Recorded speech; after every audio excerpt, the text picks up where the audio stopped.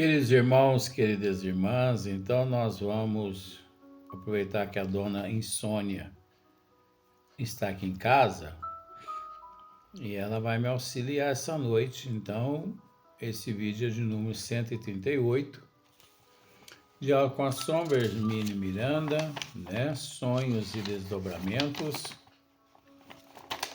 Então, nós vamos gravar alguma coisa aqui. Então, Hermínio Miranda, ele continua nos dizendo assim: no que diz respeito ao trabalho específico da desobsessão, portanto, todo cuidado é pouco com a atividade em desdobramento, a fim de que não ponhamos a perder nas horas em que repousa o nosso corpo físico as modestas conquistas que porventura tenhamos conseguido realizar na vigília. É preciso, porém, evitar a conclusão apressada de que todo sonho tenha algo a ver com o trabalho mediúnico que estejamos realizando, ao que qualquer lembrança de atividades em desdobramento é aproveitável. Então, nem todos os sonhos têm a ver com os trabalhos mediúnicos, né, que estejamos realizando, ou que qualquer lembrança de atividade em desdobramento é aproveitável. Conforme aquele caso, aquele ditado aqui na Terra, tudo que nos acontece, nós temos o hábito de dizer que são obra dos espíritos. Mas qual espírito? O espírito desencarnado ou a alma? Porque é preciso entender que nós, na condição de almas, e por trazermos uma bagagem de existências passadas não favoráveis, é natural que muitas coisas que nós praticamos de acordo com as nossas capacidades intelectuais e morais, independente dos espíritos. Então, vejamos, eu conheço muitas pessoas, olha só para você ver como são as coisas. Eu conheço muitas pessoas que em determinada hora do dia a pessoa deita, dorme para sonhar com os bichos que vão dar no jogo daquele dia. Você já ouviu esse ditado aqui na Terra? Isso não é ditado, não, isso é fato. É fato e isso é real, isso não é brincadeira. Só que eu vou tentar te explicar. Por exemplo, eu vou usar um amigo meu. Não, uma amiga minha, só que eu não posso dizer nome. Ela joga 2 vezes ao dia. E todas as 2 vezes que ela joga, ela ganha. Então, as bancas têm até medo dela, porque eles dizem que ela tem um palpite tremendo. Mas o que eles não sabem é que ela é sustentada pelas trevas, pelos obsessores dela. Porque os obsessores, eles criam situações que prendamos ali a nossa atenção ao ponto de fugirmos do nosso compromisso. Vou tentar te explicar uma outra história, depois eu volto nessa aqui, porque eu sou desse jeito, eu vou e volto. Um dia Emmanuel chega na casa de Chico Xavier e ele fica surpreso, porque ele vê Chico ali, né, dedilhando o teclado do piano, e uma senhora professora contratada pelo Chico, né, lhe ministrando aula. Aí Emmanuel falou para ele assim: uai, Chico, mas do que se trata isso? Você podia me explicar?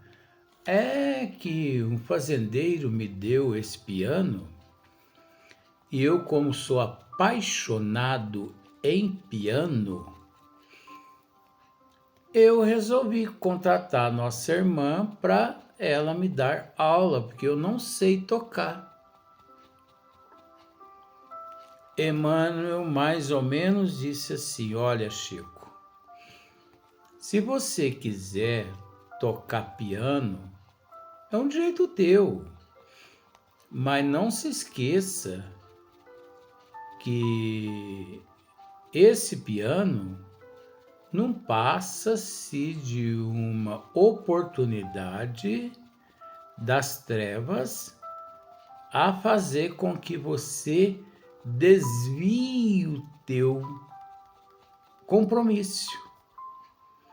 Porque enquanto você está dedilhando aí, aprendendo as notas musicais do piano, você podia estar nas periferias fazendo caridade, você podia estar no teu quarto psicografando. Então você não acha que isso não é uma armadilha, não? Que isso sirva para nós, gente. Porque com todos nós é assim. Às vezes, né, nos surge cada convite que, olha, a gente pensa assim: não é possível. Não é possível. Eu não mereço isso. Eu vou contar um caso particular que não tem nada a ver, mas uma moça, ela tem o que lá, seus 27, 28 anos, me liga, que hoje é a coisa mais fácil de ter o telefone das pessoas, né? E me fez tantas propostas. Queria que eu namorasse com ela, queria que eu amigasse com ela, queria que eu fosse embora para o Mato Grosso ajudar o pai dela a tocar 4 fazendas. Por que eu? Por quê? O que eu tenho de especial que ela não possa encontrar em outra pessoa? Tem que ser eu?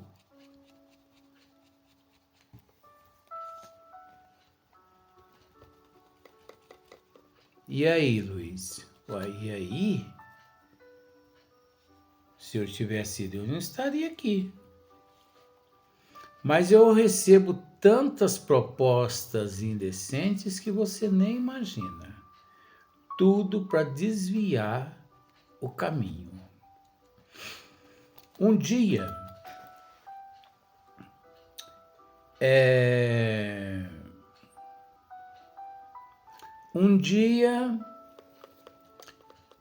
foi montado um quadro. Foi montado um quadro para mim e para o meu patrão. Lá no meio do deserto, um senhor nos aparece e nos diz assim: cava aqui que vocês vão encontrar um tesouro. E conforme nós lidamos com esses minérios, eu comecei a cavar. 1 metro, nada. 2 metros, nada. 3 metros, nada. E cascalho e pedra enorme eu tirava para fora. Olha, eu acho que eu fiquei uma semana furando aquele buraco como se fosse, né, naquela noite, naquele sonho. E eu dizia: ô fulano, cadê o tesouro? Cava mais. E o meu patrão olhando: cava mais. Quando chegou em 9 metros de profundidade, eu bati a cavadeira, a picareta, num baúzinho desse tamanho. Eu pensei: nossa, botija, né? Diamante, ouro. Saí para fora com esse embrulho, que eu abri o embrulho frente ao meu patrão, estava escrito assim: Evangelho segundo o Espiritismo. Como que esse evangelho foi para 9 metros de profundidade? Então, isso significa: não desvia. O meu patrão é da seguinte forma: ele está nesse projeto aqui, né, na mão esquerda, mas está levando que é uma beleza. De repente aparecem uns 10 projetos melhor que do que aquele, na mão direita, só para ele abandonar a esquerda e começar a desviar para o lado direito, e vice-versa. E assim sucessivamente nos acontece aqui na Terra. Voltando ao caso do bicho agora, a mulher. Essa amiga minha, ela dorme durante o dia 2 vezes para sonhar com o que vai dar no jogo do bicho à tarde, de manhã e à tarde, e ela acerta. Mas aí o que acontece aí? As trevas montam quadros. E nesses quadros, ela criou um pacto com os espíritos das trevas. Vocês me mostram os bichos que dão no jogo, que eu forneço a vocês cachaça, frango nas encruzilhadas uma vez por mês. E isso existe, gente. Não devemos ignorar isso, não podemos ignorar. E ela deita, dorme durante o dia, sonha com 3 bichos, joga, dá. Deita novamente, sonha com mais 3 bichos, joga e dá. Os banqueiros têm até medo dela, porque ela abre a boca, o banqueiro quebra, fica quebrado. Ela já andou quebrando alguns banqueiros aqui em São Sebastião do Paraíso. Então, é nessas condições, você entendeu? Não devemos, em outros casos, não devemos ficar julgando os espíritos. Aí você pode me dizer, mas no caso dela, ora, primeiramente nós devemos julgar ela com todo respeito ao termo julgar, né? Porque é ela que faz por merecer. Ela que atrai, ela que chama, ela que pede. Na maioria das vezes, esclarece Emmanuel em O Consolador, questão 49, o sonho constitui atividade reflexa das situações psicológicas do homem no mecanismo da luta de cada dia. Olha só. o sonho constitui atividade reflexa das situações psicológicas do homem no mecanismo das lutas de cada dia. Quando as forças orgânicas dormitam em repouso indispensável. Então, enquanto as forças, dormitam em repouso indispensável, o espírito se desprende, então é natural que ele depara com determinadas cenas, tanto reflexos da tua mente, reflexos do teu subconsciente, tanto subconsciente, profundo, consciente, enfim, ele, fora do corpo físico, desabrocha e ele depara com aquelas cenas, com aquelas imagens que nem sempre são verdadeiras. Nem sempre, mas é preciso cada tempo. Então, olha só, o sonho constitui atividades reflexas das questões psicológicas do homem no mecanismo das lutas de cada dia. Quando as forças orgânicas dormitam em repouso indispensável. Em determinadas circunstâncias, contudo, como nos fenômenos premonitórios ou nos de sonambulismo, em que a alma encarnada alcança elevada percentagem de desprendimento parcial, o sonho representa a liberdade relativa do espírito prisioneiro da terra. O sonho representa a liberdade relativa do espírito prisioneiro da terra, quando então se poderá verificar a comunicação intervivos, desencarnados com encarnados com desencarnados. Então vejamos, quando o indivíduo dorme, desprende-se o corpo espiritual, o perispírito, o espírito se desprende da matéria física. E ele depara com aquelas imagens todas de amigos, parentes e tudo mais, entes queridos. Mas é preciso dizer, muitas pessoas dizem assim, mas eu não me lembro de nada. Os mentores é quem sabe que é bom para ele ou não. Se os mentores sabem que aquelas imagens ali não lhe trará recordações positivas, é lógico que os mentores providenciam o mais rápido possível uma forma de neutralizar a recordação. Porque é preciso entender que as cenas ficam gravadas nos arquétipos, nos registros da alma.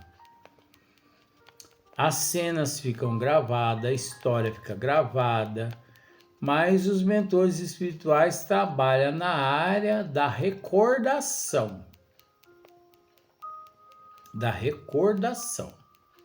Então vamos pensar da seguinte forma. Uma pessoa que tem Alzheimer, tudo que ele vê, tudo que ele presencia, fica tudo registrado no teu subconsciente. Fica tudo registrado. Acontece que registrado é uma coisa, agora recordar dos fatos é outra coisa. Então, devido à prova e à expiação que ele tem que passar, ele não consegue recordar. Mas no plano espiritual, quando ele recobrar a consciência, que ele quiser dar uma olhada, como se diz, uma assuntada naqueles períodos, ele acessa aquele arquivo e, ao acessar, ele consegue ver, ouvir, sentir com nitidez aquilo que naquele momento no corpo físico, devido àquela síndrome, ele não podia, né, constatar. Então, o sonho representa a liberdade relativa do espírito prisioneiro da terra, quando então se poderá verificar a comunicação inter-vivos, entre mortos e vivos, entre vivos fisicamente e mortos, né, fisicamente.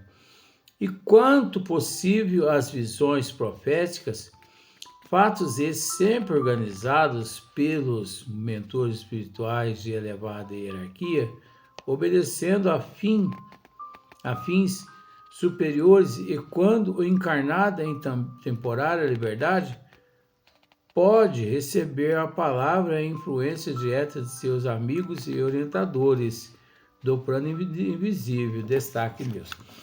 Existem sonhos premonitórios, existem sonhos proféticos, né? Mas aí já é diferente. Existem sonhos proféticos, existem sonhos premonitórios. Se não me falha a memória, no Brasil, se não me falha a memória, tá? Se falhar, perdoa. Porque é muita coisa para uma cabeça só. Se não me falha a memória, no Brasil, ou não sei em qual país no mundo, uma senhora sonhou em sua casa que o prédio de 8 andares, não sei, havia desabado e havia matado todo mundo. Ela sonhou com aquilo.